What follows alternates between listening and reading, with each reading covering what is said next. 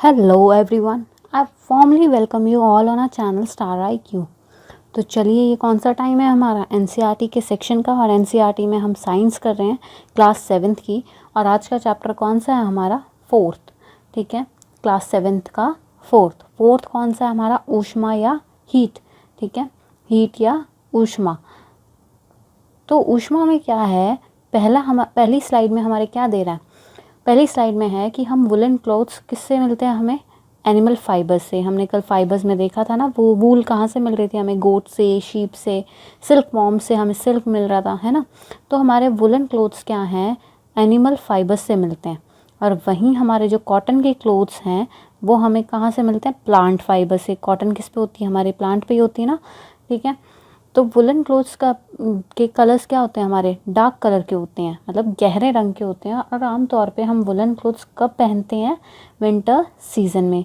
ठीक है, winter season में क्यों पहनते हैं? ताकि वो हमें ठंड के मौसम से बचाते हैं, है ना, ठंडे वातावरण से हमें बचाएंगे।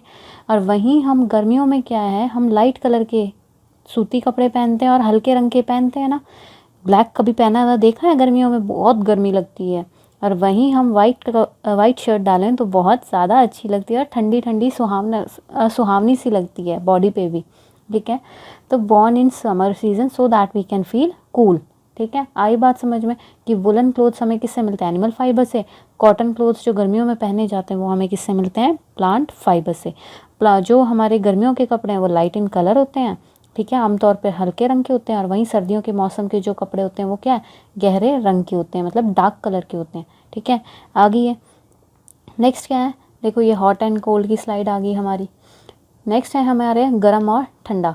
अब हमें ये देखना है कि गर्म और ठंडा क्या है। We can understand if an object is hot or cold by the sense of touch. हमें कैसे पता लगेगा? टच करने से पता लग जाता है ना कि ये गर्म है या ठंडा है। ठीक है, तो कई बार हमें ये पता भी नहीं लगता। कई बार कप ऐसे होते हैं कि हमें ये भी नहीं पता लगता। हम क्या यूज़ करते हैं? हम थर्मोमीटर का यूज़ करते हैं। थर्मोमीटर क्या चीज़ है?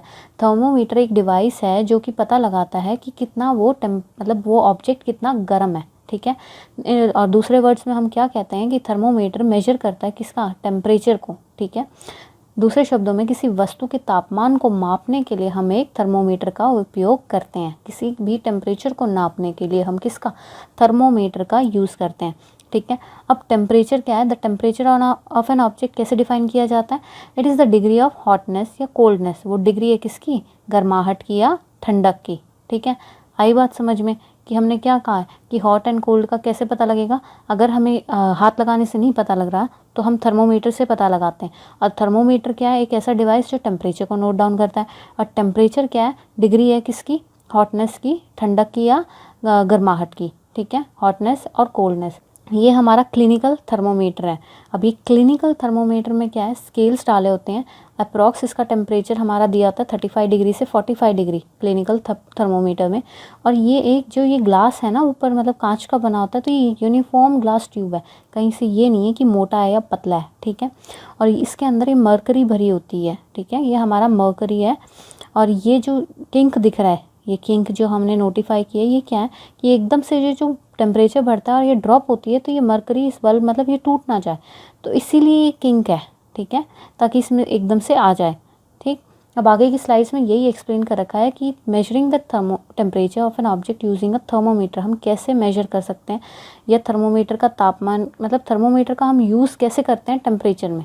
ठीक, it is an device that is use to measure the body temperature of a person. हमें ये तो पता ही है कि क्लिनिकल थर्मोमीटर का काम क्या है कि शरीर के तापमान को नापने का है। ठीक है, ये किससे? यूनिफॉर्मली थिकनेस से बना है, ये भी डिस्कस हो गया पॉइंट। ठीक है, वो ग्लास ट्यूब क्या है? यूनिफॉर्म, एक जैसी समान मोटाई से कि ग्लास से बनी हुई ट्यूब है। ठीक है, ग्लास ट्यूब की जो ये वाला छोर था, इसमें क्या बताया था मैंने कि इसमें मरकरी फील्ड होती है। ठीक है, ताप जिसे भी बोलते हैं। आगे है कि मरकरी लेवल जो थर्मोमीटर का है वो एक धागा नुमा से ऊपर चढ़ती है जैसे ही बॉडी टेम्परेचर का हमारा बढ़ता है। ठीक है, इसमें जर्नली थर्मोमीटर में कहाँ से 35 डिग्री से 45 डिग्री के बीच तक रहता है। ठीक है, जो स्केल है हमारा, जैसे हमारा स्केल जो प्लास्टिक का होता है 15 सेंटीमीटर 30 सेंटीमीटर की नॉर्मली देखें ना, तो ऐसे ही ये जो हमारा थर्मोमीटर है उसके हमारे डिग्री सेल्सियस कितनी है? 35 से 45।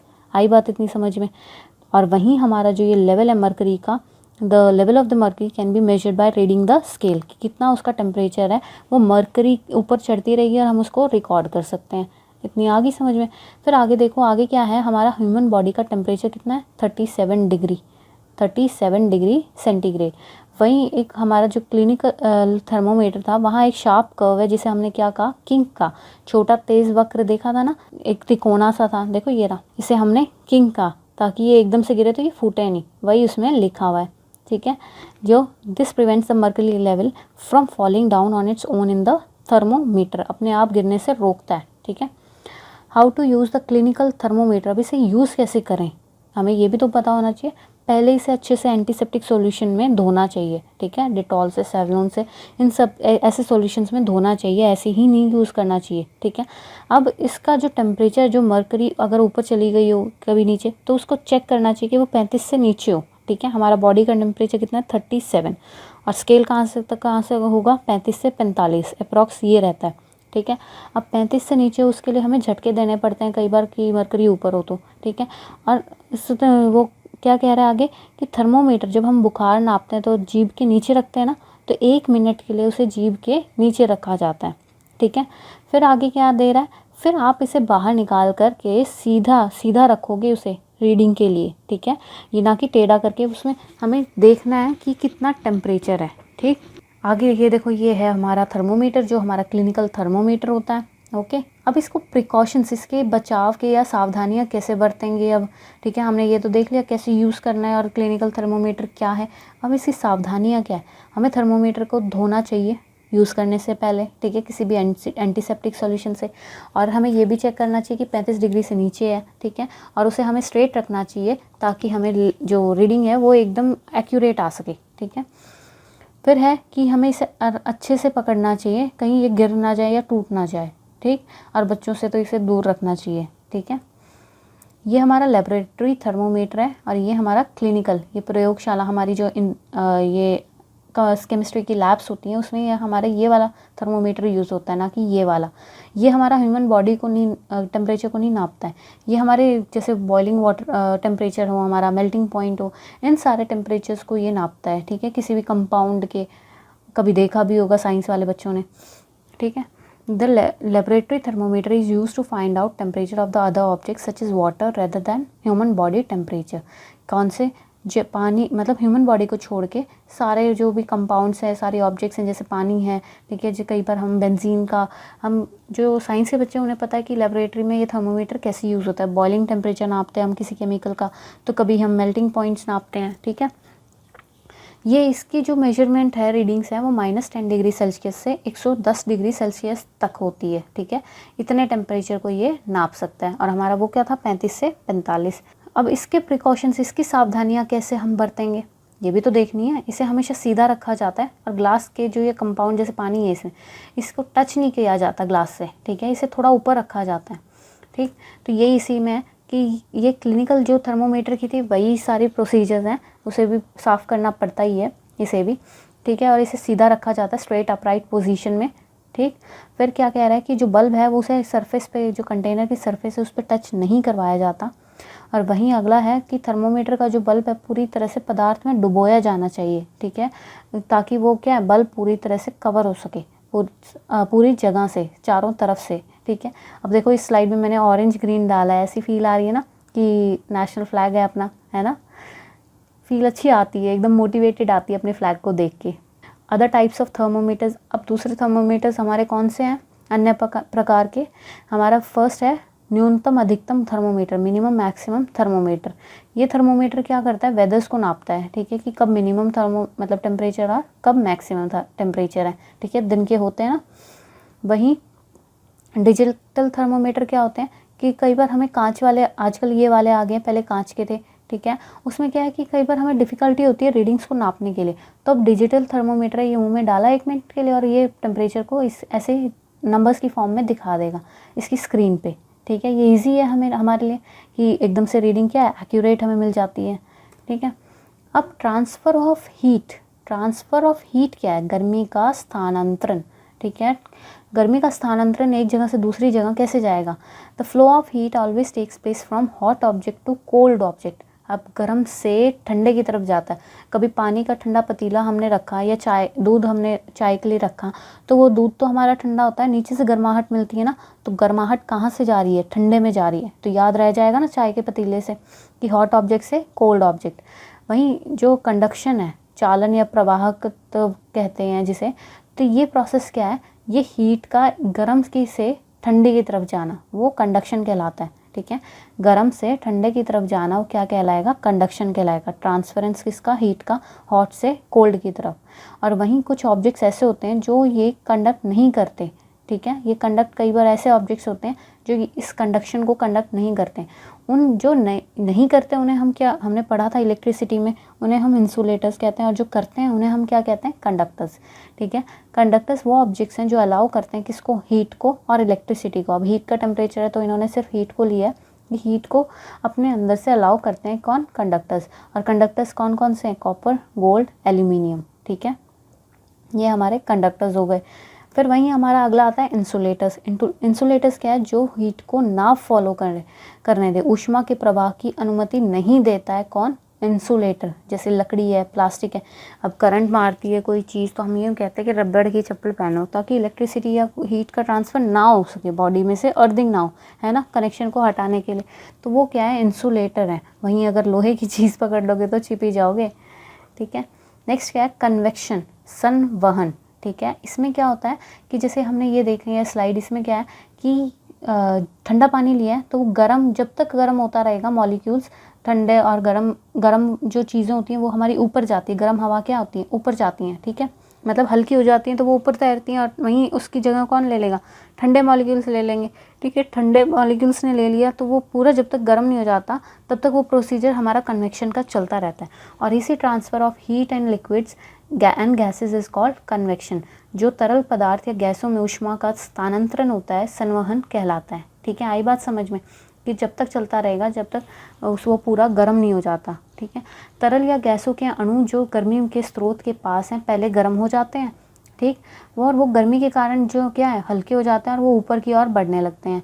ठंडा होने वाले जो भारी कण है वो उसकी जगह ले लेते हैं, और ये जब तक होती है जब तक पूरा का पूरा क्या है, गर्म ना हो जाए। ठीक है, अब नेक्स्ट देखो, नेक्स्ट यही है इस स्लाइड में कि गर्म ऊपर चला गया, ठंडा नीचे आ गया, ये हमारा कन्वेक्शन या संवहन कहलाता है।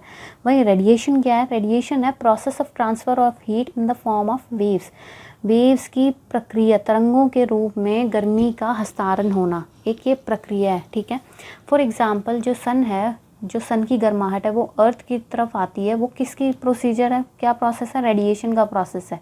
ठीक है, कि हर every hot object radiate some heat into the environment. अब कोई गर्म कप भी है, हमारी चाय का कप है, वो क्या, उसमें से गर्माहट निकलेगी तो एनवायरनमेंट में ही तो जाएगी, वातावरण में ही जाएगी। ठीक है, हमारी भी बॉडी क्या है, हीट निकालती है तो वो पूरी एनवायरनमेंट में ही जाती है, तो वो क्या है, वेव के रूप में हमारे अंदर से तरंगे निकल रही हैं गर्मी की। ठीक है, तो उसे हम क्या बोलेंगे, रेडिएशन।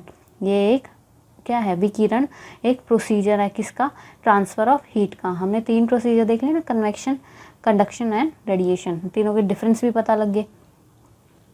अब सी ब्रीज और लैंड ब्रीज क्या है, सी ब्रीज और लैंड ब्रीज क्या है, देखो सी ब्रीज होता है बेटा, इसमें कूल जो दिन के टाइम होता है ये। ठीक है, दिन के टाइम होता है तो दिन के टाइम पे जो लैंड है ये जल्दी गर्म होएगी, और पानी क्या है, धीरे गर्म होगा। तो वहीं हमारा जो लैंड पे से जो अब हमने पहले देखा है ना कि जो गर्म चीज़ें हो जाती है वो जल्दी हवा में उड़ जाती हैं। ठीक है, तो इसीलिए क्या है, जो ये ठंडी हवा होगी वो इसकी जगह ले लेगी, और गर्म हवा क्या होगी, ऊपर चली जाएगी। तो यही क्या कहलाएगा, सी ब्रीज। ठीक है, अब देखो सी ब्रीज, सी ब्रीज क्या है, the wind blowing from the sea towards the land. अब सी क्या है, अब ये वाली जो विंड थी हमारी कहाँ जा रही थी, यहीं इसी साइड आ रही थी ना, लैंड की तरफ, तो इसीलिए क्या, सी से हवा आना हमारा सी ब्रीज कहलाता है। वहीं लैंड ब्रीज क्या होगा, लैंड से हवा जाना, और वो रात के टाइम होगा। सी ब्रीज हमारा दिन के टाइम होता है।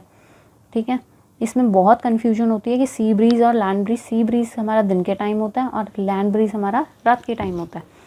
इसमें क्या है, ड्यूरिंग डे टाइम हमारा क्या है, लैंड का जो एरिया था वो हमने डिस्कस कर ही लिया कि जल्दी गर्म होता है किससे, पानी के कंपैरिजन में। तो वो हमारी ऊपर एयर क्या है, above the land gets heated faster than the air above the सी।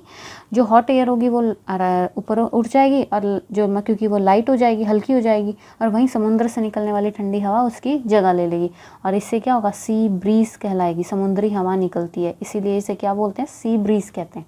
ठीक है, वहीं जो लैंड से हवा आए तो वो क्या कहलाएगी, वो लैंड ब्रीज कहलाएगी। ये जो अब सी वार्मर हो गया हमारा, ठीक है, सी क्या है, अब हमारा लेट ठंडा होगा, धरती क्या है, जल्दी ठंडी हो जाती है रात को, तो जो ये होगा हमारा पोर्शन ठंडा, और ये होगा हमारा गर्म। तो ये वाली जो हमारी क्या है, यहाँ से हवा आई और ये ऊपर चली गई, ठीक है, तो यहाँ से जो हवा आ रही है वो हमारी क्या कहलाएगी, लैंड ब्रीज, और सी से हमारी क्या है, सी ब्रीज। पर ये याद रखना है बस आपको कि लैंड ब्रीज हमारा नाइट में होता है और सी ब्रीज हमारा दिन में होता है, ठीक है। और यही लिखा हुआ है इसमें, जल्दी से इसे भी देख लेते हैं कि भूमि से समुद्र की ओर बहने वाली हवा को भूमि पवन कहा जाता है। वहीं रात के समय तटीय क्षेत्रों में भूमि समुद्र की तुलना में तेज़ी से ठंडी हो जाती है, ठीक है। समुद्र के ऊपर की हवा ज़मीन के ऊपर की हवा की तुलना से अधिक गर्म होती है, इसलिए समुद्र के ऊपर की हवा ऊपर उठती है और ज़मीन से हवा शांत होकर समुद्र की ओर बहती है, इसे ज़मीन में हवा लगती है, ठीक है। तो ये हमारा क्या कहलाएगा, लैंड ब्रीज। ओके, फिर आगे आता है कि why do we wear light coloured clothes in summer. हमने देखा था ना कि हम हल्के कपड़े पहनते हैं, कौन से, जो प्लांट फाइबर से बने हुए हैं, कॉटन के, ठीक है। क्यों, क्योंकि वो रिफ्लेक्ट कर देते हैं, गर्मी को वापस भेज देते हैं इन्वायरमेंट में, और हमें खुद को क्या ठंडा रखते हैं। वो एब्जॉर्ब नहीं करते, जो लाइट कलर्ड क्लोथ्स हैं वो एब्जॉर्ब नहीं करते किसको, हीट को, ठीक है। वो रिफ्लेक्ट कर देते हैं जो हीट को जो हमारे पास आ रही है इन्वायरमेंट के अंदर, ठीक है। वहीं हमारा डार्क क्लोथ्स हम विंटर्स में क्यों पहनते हैं, क्योंकि वो एब्जॉर्ब करती हैं किसको, गर्माहट को, इन्वायरमेंट से लेती है और हमें गर्म रखती है, ठीक है। अवशोषित करते हैं क्या, जो गहरे रंग के कपड़े सर्दियों में, ठीक है।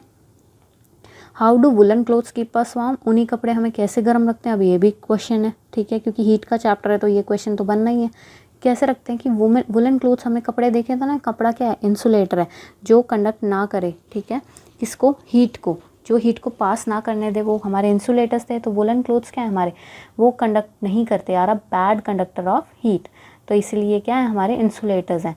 देयरफॉर वो क्या करेंगे, वो अलाउ नहीं करेंगे हीट जो हमारी बॉडी से हीट निकलती है उसे बाहर जाने में, और वो जब हमारी हीट बाहर ही नहीं जाएगी तो हमारा क्या टेम्परेचर वही रहेगा, ठीक है, गर्माहट मिलेगी। As a result the air present between the woollen clothes and our body becomes hot and this makes us feel warm. इसका परिणाम स्वरूप क्या हुआ कि ऊनी कपड़े और शरीर के बीच में जो हवा होगी वो भी गर्म हो जाएगी, और इससे हमें क्या है, गर्मी, मतलब जो हमें क्या है, गर्म महसूस होगी, ठीक है, गर्मी महसूस होगी किसमें, ठंड में। ये ठंड का बता रहे हैं कि वुलन क्लोथ्स कैसे हमें ठंडे रखते हैं। वहीं हम दो ब्लैंकेट्स लेते हैं, ठीक है। वुलन क्लोथ्स कैसे गर्म रखते हैं, ठंडे नहीं, गर्म, ठीक है। सिमिलरली जो अगर हम दो पतले ब्लैंकेट लें, पतले कंबल लें, ठीक है, और एक मोटा कंबल लें, उससे ज़्यादा हमारे क्या है, दो पतले कंबल हमारी ठंड रोकेंगे। क्यों, क्योंकि इसके बीच में क्या है, एक हवा की लेयर आ गई जो दो कंबलों के बीच में, और वो हमें ज़्यादा गर्म रखेगी, ठीक है, एक मोटे ब्लैंकेट के कंपैरिजन में, ठीक है। अब हमें समझ में आ गया ना वुलन क्लोथ्स कैसे हमें गर्म रखते हैं, ऊनी कपड़े, कि वो क्या है, बैड कंडक्टर हैं किसके, हीट के, ठीक है, वो अलाउ नहीं करते हमारी बॉडी की गर्माहट को बाहर जाने में। Okay, so that's all in this chapter. So thank you class, thank you so much. कल मिलते हैं फिर से नए चैप्टर के साथ। Till then bye bye, take care and subscribe our channel star IQ। जल्दी से फटाफट से कर दो और शेयर करा करो भाई, वीडियोस NCERT की हैं।